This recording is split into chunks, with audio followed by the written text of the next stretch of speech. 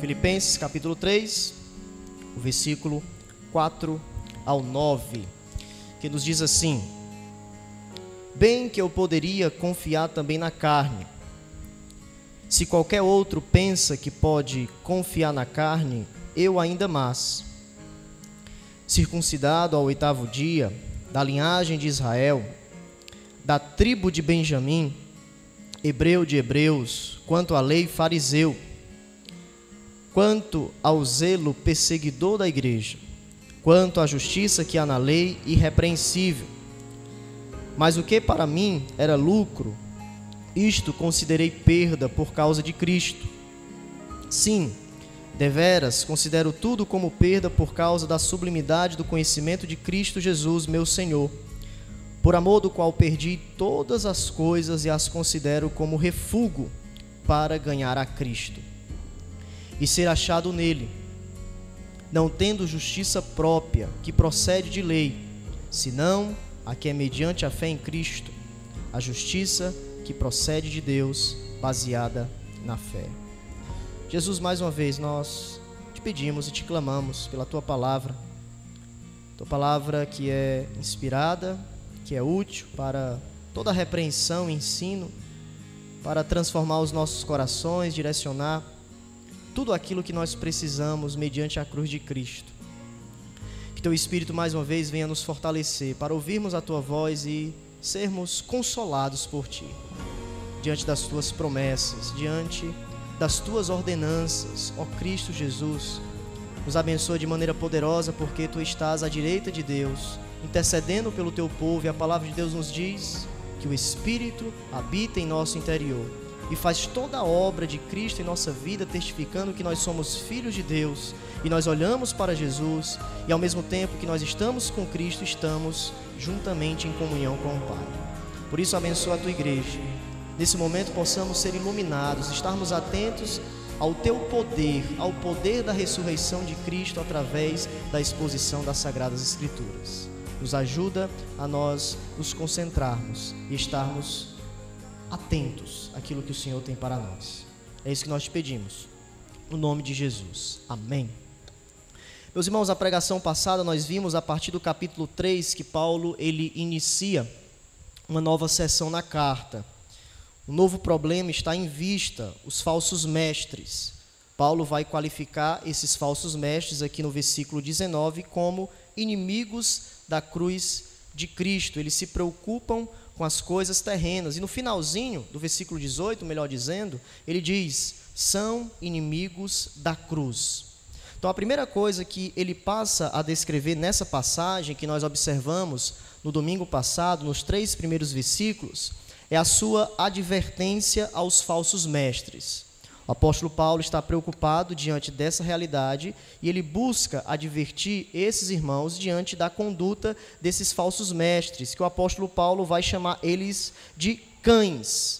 Observamos no contexto judaico que os cães, em alguns contextos, eles não eram considerados de maneira solene, o melhor amigo do homem, como nós observamos em nosso contexto odierno, mas eles eram considerados impuros, por conta que eles eram muitas vezes abandonados, estavam fora do contexto da sociedade e eles se alimentavam do lixo, onde eles buscavam toda aquela alimentação, e por conta disso eles eram impuros, e os judeus utilizavam essa expressão para afirmar que os gentios eram impuros por conta que eles estavam distantes da lei de Deus. Paulo tem o intuito de fazer a inversão, a virada da mesa, e afirmar que, na verdade, os cães não eram gentios, porque esses gentios que Paulo está escrevendo estavam com Cristo. Então, na realidade, os cães eram os judeus, porque eles queriam impor certas regras para muitos crentes, e por conta disso, eles que estavam distantes do Evangelho de Jesus, e, portanto, eles sim eram impuros. Então essa é a argumentação de Paulo diante desse qualificativo. Em primeiro lugar, vocês são cães. O segundo qualificativo é que eles são maus obreiros. Eles praticam o mal. E como eles praticavam o mal? Quando eles minavam o evangelho com as suas práticas, com o jugo judaico, ou seja, Cristo mais alguma coisa, Cristo mais as leis dietéticas, Cristo mais o sábado, Cristo mais a circuncisão. E com isso eles estavam minando o evangelho, e Paulo vai afirmar que é somente Cristo, é conhecer Cristo Jesus, é conhecer o evangelho de Jesus, o poder da sua ressurreição, para que possamos de fato sermos abençoados por este tão grandioso evangelho. O terceiro qualificativo que ele vai afirmar é que eles eram a falsa circuncisão. Observamos que essa palavra falsa circuncisão significa mutiladores, porque era exatamente isso que eles estavam afirmando. Vocês precisam serem circuncidados para vocês serem salvos. Então Paulo foca esse rito externo, onde eles afirmavam que para receberem a salvação precisavam serem circuncidados, e Paulo vai dizer que eles estão distantes da verdadeira circuncisão. A verdadeira circuncisão é a circuncisão do coração. Romanos capítulo 2 vai nos dizer que o judeu interiormente é aquele que é circuncidado pelo evangelho de Cristo, quando o seu coração, a verdadeira intenção dele para com Cristo, está verdadeiramente buscando arrependimento, buscando o evangelho de Cristo, para que ele possa receber a sua salvação. Então, diante disso, Paulo passa a fazer o contraste, mostrar o verdadeiro cristianismo, que nós observamos no domingo passado. O verdadeiro cristianismo se encontra, em primeiro lugar, na transformação do coração, quando ele vai dizer, nós é que somos a circuncisão, fomos cortados pelo evangelho de Cristo, o poder de Deus veio até nós, o coração foi mudado, não apenas a aparência externa, não apenas o rito externo, mas principalmente o que determina o verdadeiro crente é quando o evangelho de fato adentra ao nosso coração. Nós sim é que somos a verdadeira circuncisão. Paulo avança para afirmar que aqueles que foram circuncidados são direcionados pela adoração do Espírito Santo, nós que adoramos pelo Espírito, ou seja, essa adoração nós vimos que significa serviço. Todas as áreas da vida deve ser guiada pela ação do Espírito Santo, e diante disso nós nos gloriamos em Jesus, porque o Espírito nos leva para Cristo. Nós que fomos circuncidados e estamos servindo a Jesus pelo Espírito Santo, estamos nos gloriando nele, porque o Espírito nos leva a Jesus para termos todo o contentamento. E por fim, nós não nos gloriamos na carne. Então, diante disso, desse breve resumo, Paulo vai progredir agora para a segunda verdade que nós acabamos de ler.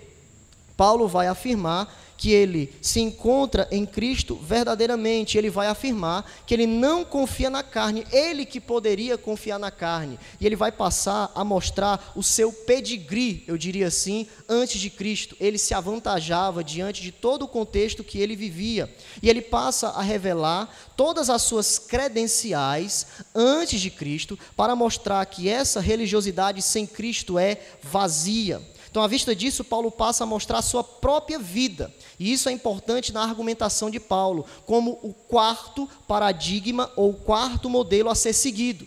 Os irmãos devem lembrar que nós falamos do exemplo de Cristo no capítulo 2, depois ele coloca Epafrodito e Timóteo que estão seguindo o exemplo de Jesus, mas agora Paulo coloca ele como modelo.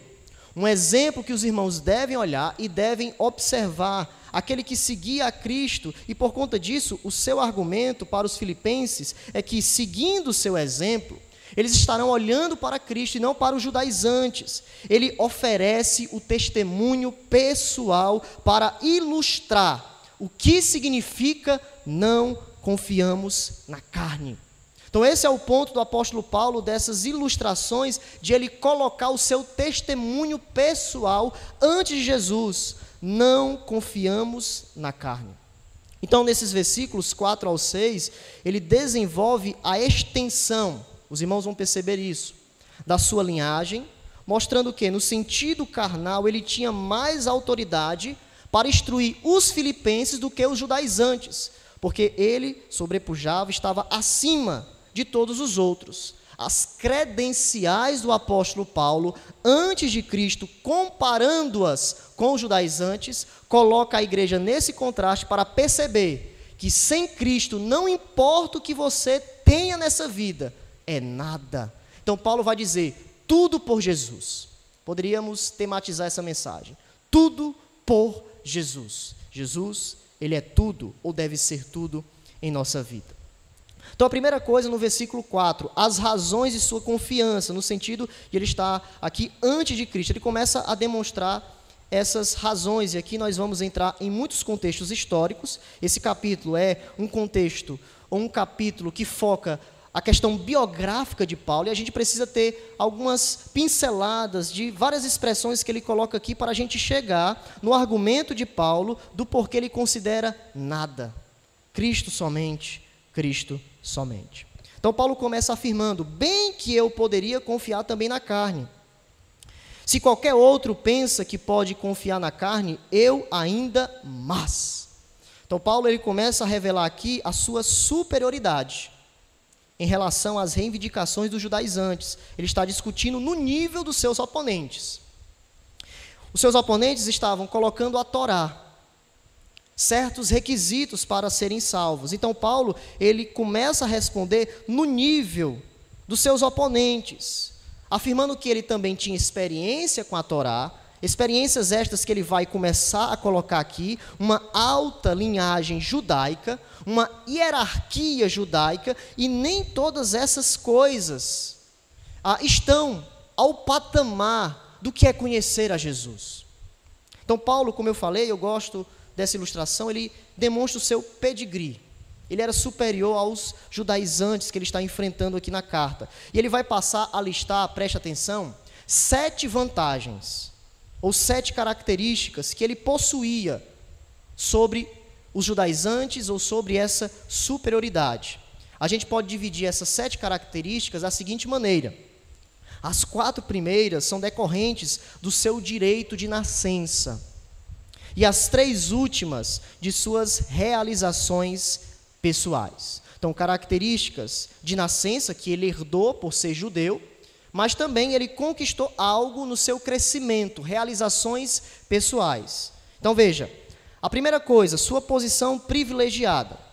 Perceba, vamos ver cada expressão e a gente vai colocando aqui o conteúdo para que a gente possa entender o argumento de Paulo. Versículo 5. Circuncidado no 8º dia. O que é que Paulo quer dizer com isso?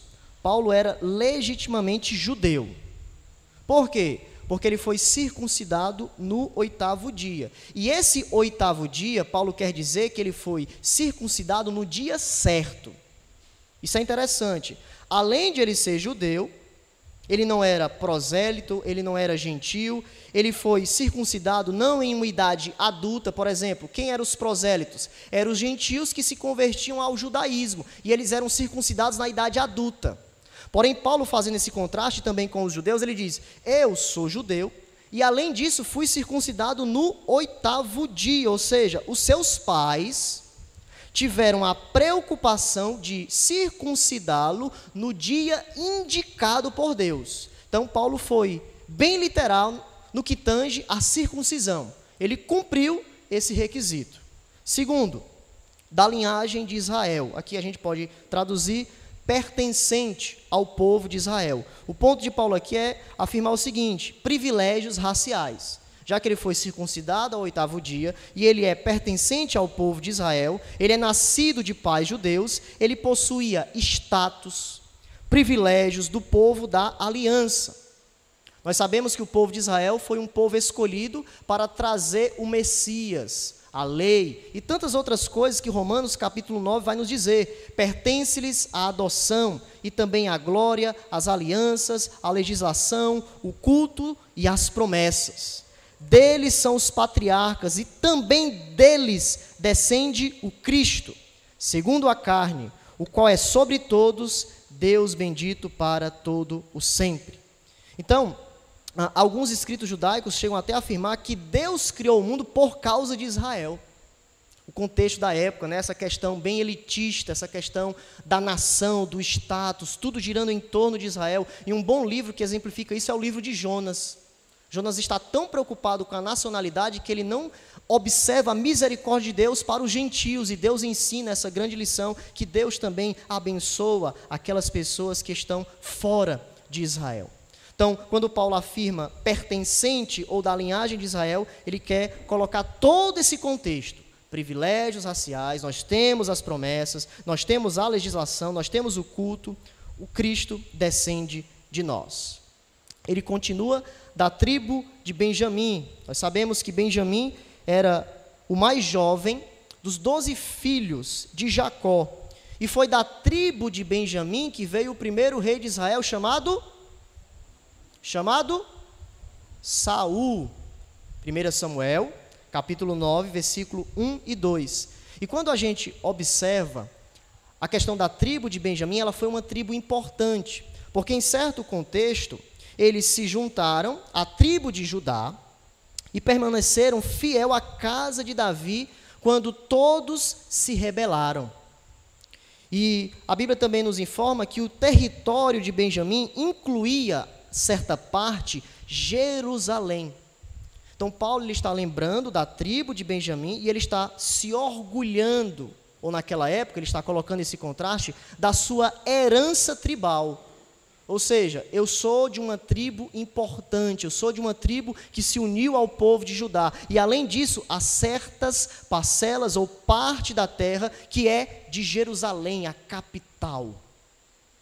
Ele continua e nos diz, hebreus de hebreus. Essa expressão significa que Paulo era hebreu não somente de nacionalidade, mas por educação. Ou seja, ele falava hebraico. Nós sabemos, para ilustrar, que se um americano nascer entre nós, ele tem nacionalidade americana, mas isso não significa que ele falará o inglês. Ele precisa aprender por educação ou uma escola. Se ele nascer nesse contexto, se os pais não ensinarem, com certeza ele aprenderá a sua língua materna, aqui onde ele nasceu. Mas Paulo nos diz que ele era hebreus de hebreus, ou seja, ele era hebreu, ele era gentil, ele falava o latim, mas além disso, ele falava o hebraico. E por que isso? Porque a maior parte dos judeus do século I, quando Paulo vivia, provavelmente só falava o aramaico ou o grego, por causa da helenização. Eles estavam em um contexto judaico, ok, mas eles estavam em um contexto grego. A Roma estava colocando o latim, o grego. Então, nem todos os judeus, mesmo por nascimento, falavam o hebraico. Mas Paulo está nos dizendo, hebreus de hebreus, ou seja, eu mantinha a minha nacionalidade, eu falava hebraico, e os meus pais tiveram a preocupação de me ensinar os costumes judaicos. Eu estava fora da minha pátria, mas eu vivia todas as questões da minha pátria. E além disso, quando a gente chega no livro de Atos, Paulo nos diz que ele foi educado em Jerusalém, na escola do famoso rabino, ou um dos maiores da época, chamado Gamaliel. Nós temos vários escritos dele, até hoje, muitos judeus olham para os seus escritos, ele foi um grande mestre, e Paulo aprendeu aos pés de Gamaliel.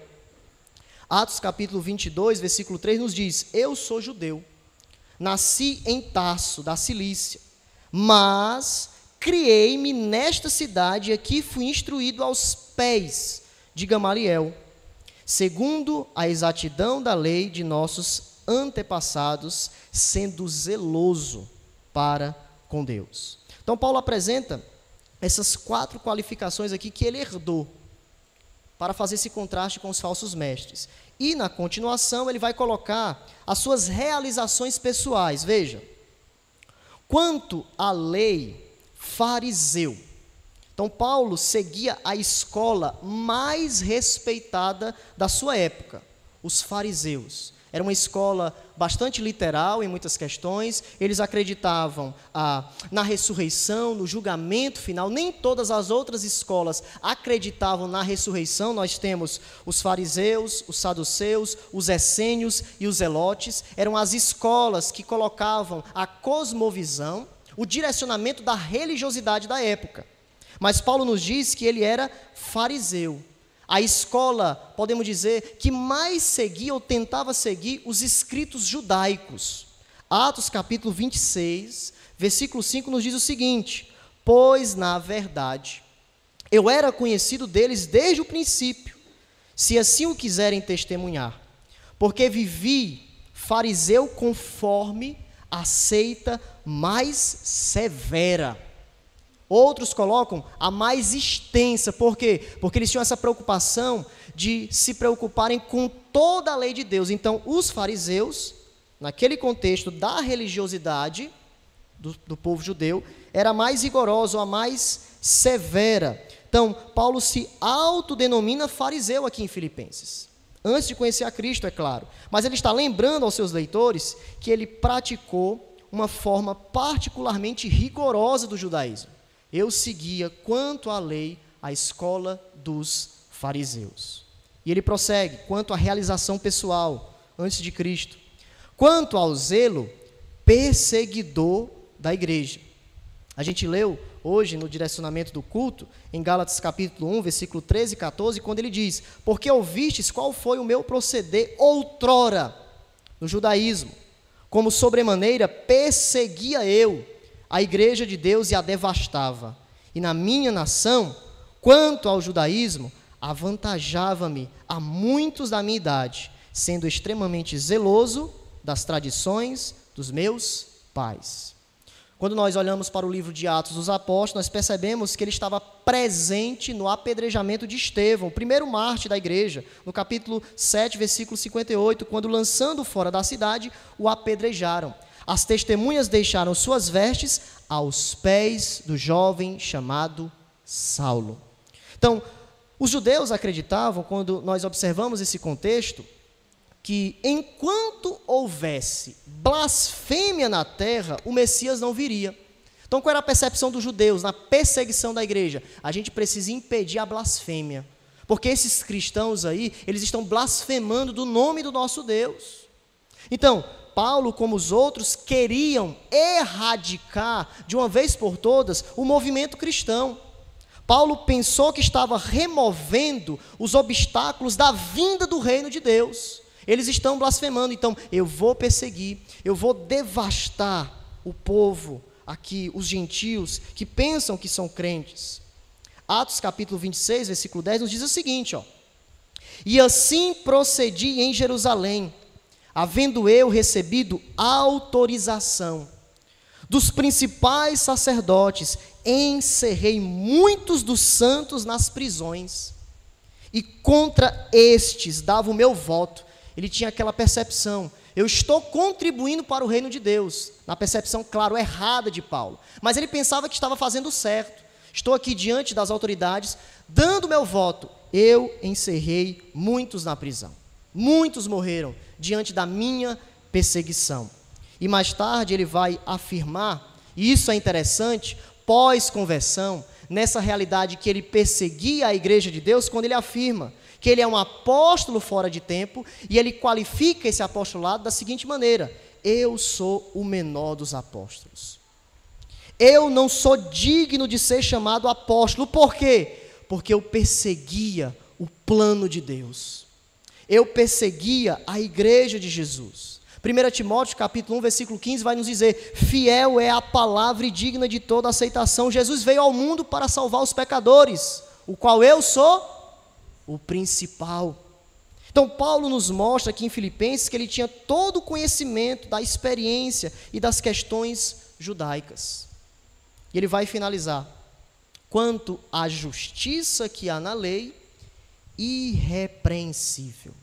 Então muitos fariseus acreditavam que a justiça era determinada pela medida em que se guardava a lei, a Torá, os escritos, as formas dessas ordenanças. E nesse esforço, Paulo vai nos afirmar que ele era excepcionalmente fiel. É claro que ele não está reivindicando aqui perfeição, mas ele tinha, aqui de maneira minuciosa, ele se preocupava em observar todos os detalhes, todos os requisitos da lei. Ele tinha esse alto nível de obediência judaica ao extremo. As suas realizações pessoais são colocadas diante disso. Porém, na sua argumentação, se os irmãos olharem para o versículo 7 em diante, ele vai afirmar, depois das suas credenciais, como argumentação contra os judaizantes, que conhecer a Cristo é a grande reversão das nossas vidas. É o grande conhecimento, Ou é a verdadeira história que nós precisamos buscar? Ou a verdadeira justiça, a justiça atual que ele reconhece, que ele coloca para a igreja, esse contentamento que acontece quando nós conhecemos a Cristo. O que acontece? Então, dos versículos 7 ao 11, ele faz esse contraste. O que eu era, eu me avantajava, e os judaizantes olhando e percebendo, eita, Paulo está lá em cima, olha o que Paulo tem. Mas, quando ele coloca Cristo, os judaizantes e a igreja percebem que Cristo é a melhor coisa que nós devemos ter em nossa vida. Não importa as nossas credenciais, a carne, a tradição, o que você tenha nessa vida, o mais importante é quem você é em Jesus Cristo. O que você tem em Cristo. Quais são os benefícios da cruz? Quais são as suas credenciais diante da autoridade de Cristo? O que você possui mediante a confissão dos seus pecados? E hoje, por conta do tempo, nós vamos observar apenas os versículos 7 ao 9, com duas credenciais ou duas verdades do conhecimento de Cristo. Primeira coisa, versículos 7 e 8, uma nova direção. Uma nova direção. Paulo afirma o seguinte, versículo 7, olhe para as Escrituras. Mas o que? Está fazendo um contraste com o que a gente viu agora há pouco. Mas o que para mim era lucro, tudo que a gente viu, era lucro. Para judeus e muitos que estavam distantes de Jesus, Paulo era o cara. Paulo se avantajava. Isto considerei perda por causa de Cristo. Então perceba que Paulo começa a usar para colocar e infundir nos corações daqueles irmãos a preciosidade de Cristo, ou de que nós temos uma linguagem de comércio.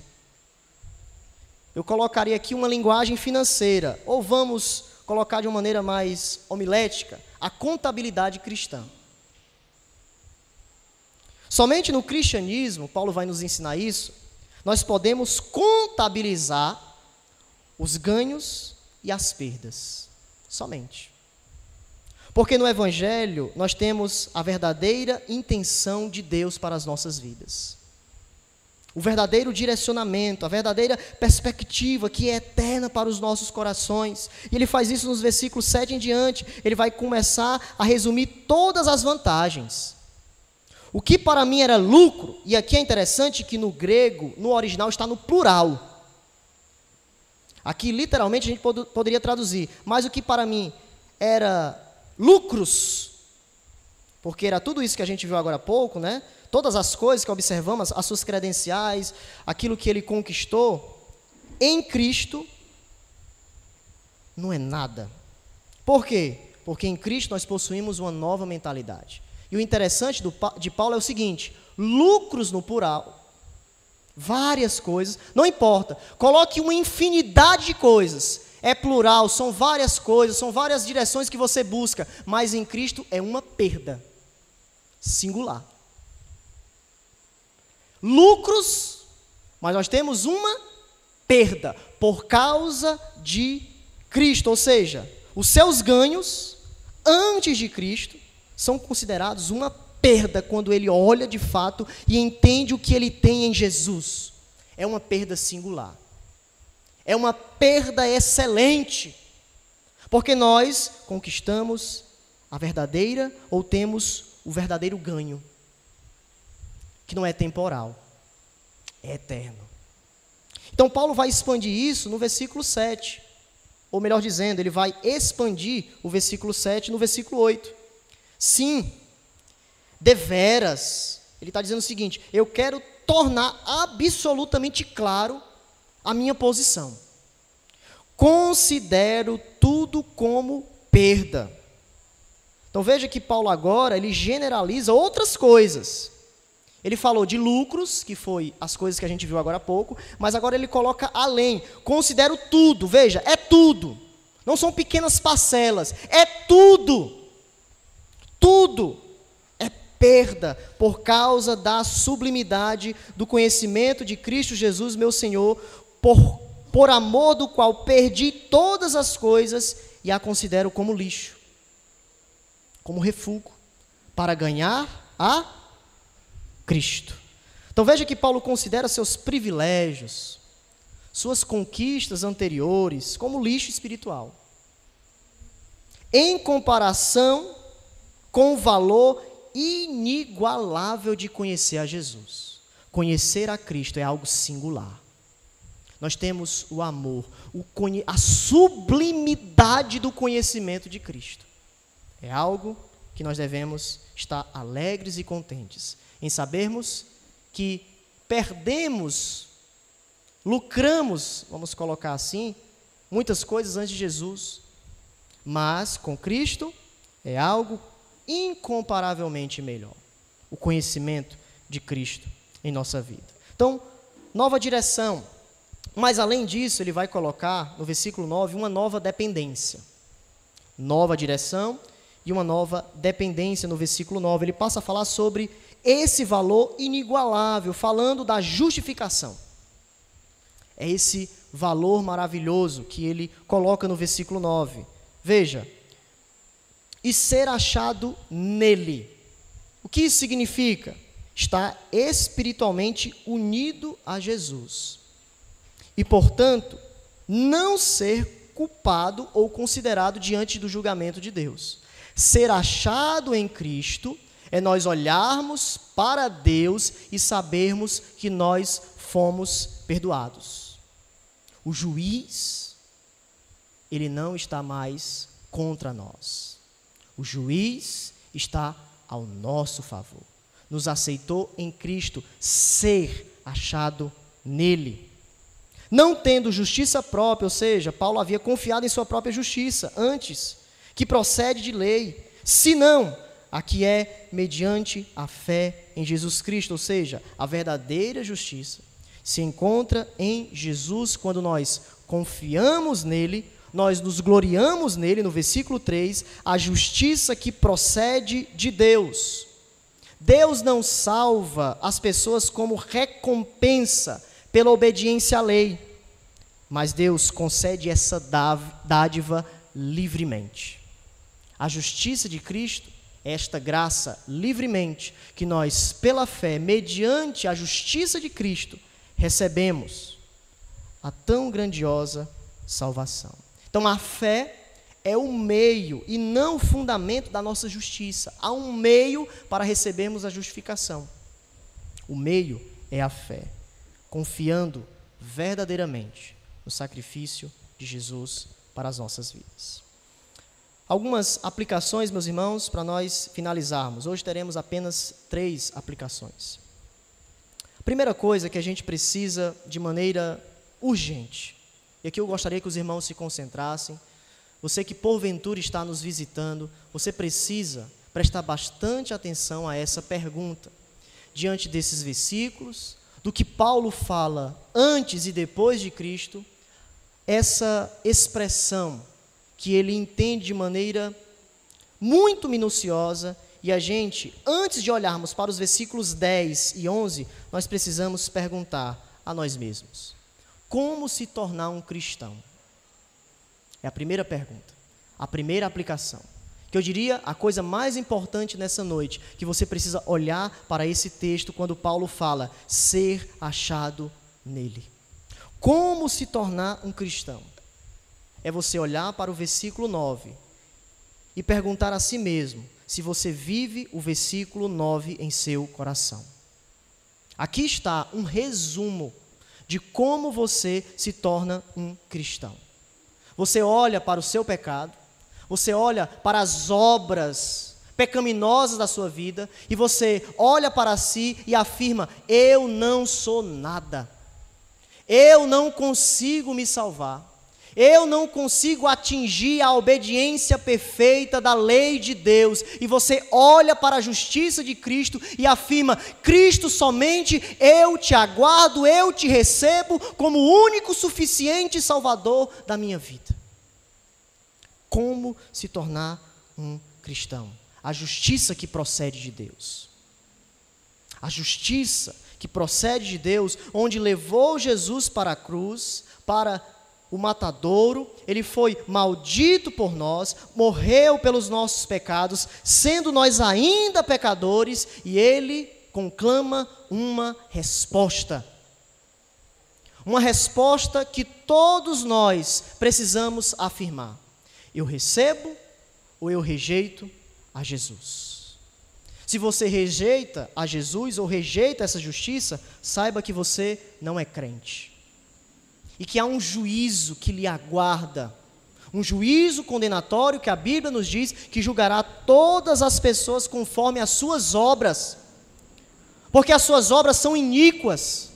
As suas obras são perversas. Não há ninguém que busque a Deus. Todos se extraviaram. Todos são pecadores. Todos buscam o pecado. Só há uma saída. Olhe para a justiça de Cristo.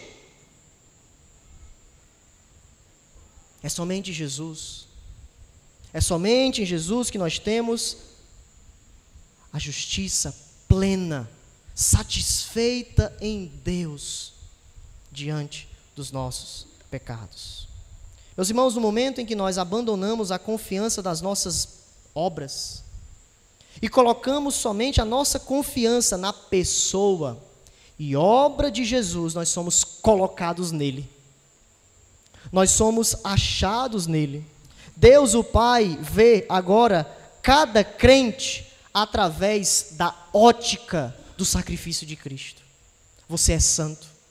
Você agora é meu filho, porque Cristo lhe perdoou. A justiça de Cristo veio sobre você. A declaração justo diante do tribunal de Deus. Cristo, Ele pagou o preço e você recebe os méritos de Jesus em sua vida. Você muda de posição. Antes de Cristo, a sua posição é condenação. Cuidado, as portas de Deus estão abertas. A qualquer momento, o juízo de Deus pode chegar sobre você. Mas a partir do momento quando você olha para o alto e diz: Cristo, eu quero me encontrar contigo, eu quero ser achado em ti, eu confio verdadeiramente em tua obra, Espírito, abre o meu entendimento, que eu possa ser iluminado, se arrepender dos meus pecados. Você muda de posição. Você não é mais condenação, você agora é aceito. Uma posição justa diante de Deus. Você é declarado inocente diante da advocacia de Deus. Você pode chegar diante do tribunal, você que é crente, e olhar para o alto e clamar: Abba, Pai, eu sou agora filho, eu sou irmão em Cristo, eu tenho a adoção, eu tenho a herança, Cristo é o meu irmão mais velho, como Hebreus vai nos dizer. E nós aguardamos o grande dia em que nós iremos completar esta tão grandiosa justiça em nossa vida. Portanto, nessa noite, se você estiver afastado, se você porventura veio e não é crente, ou se você nessa noite está tantos domingos conosco que não sabe de fato se é crente, olhe para o versículo 9. Seja achado nele, porque você mudará de posição e de uma vez por todas estará diante de Cristo em amor, em gozo eterno. Segunda aplicação. Em Cristo, nós temos uma grande contabilidade. Em Cristo, nós temos uma grande contabilidade. A contabilidade de Paulo mudou completamente. O que antes ia para a coluna do lucro, seu poder, prestígio, obediência, agora vai para a coluna da perda. A sua vida mudou. A direção dos seus prazeres se encontravam agora em Jesus, no caminho da cruz. E aqueles que se encontram em Cristo devem entender, ou entenderão, que vale a pena perder tudo por Jesus. Negue-se a si mesmo. Tome a sua cruz para se encontrar com Jesus. Infelizmente, meus irmãos, tem pessoas que querem estar com Jesus apenas no domingo. Apenas em uma quarta-feira. Na semana se esquecem dele. Na semana se esquecem de olhar para as Escrituras, se esquecem de orar, se esquecem da coletividade cristã, se esquecem de tantas coisas que concernem essa justiça, essa vida com Cristo. E Paulo nos entende nesta perda que é singular, uma perda total, ou seja, nós devemos ser radicais. Nada pode interferir no meu relacionamento com Cristo. Tudo deve ser colocado de lado. As antigas coisas são passadas, eis que tudo se fez novo. Nós precisamos perguntar nesta noite sobre esta perda singular. O que você precisa deixar nesta noite para estar com Cristo? O que você precisa deixar? A luxúria? A inimizade? A fofoca? O que você precisa deixar para que essa perda seja uma perda singular? Não é aquela famosa frase quando a gente chega, rapaz, fulano de tal é uma benção, esse patrão é uma benção, só falta ser crente, falta tudo.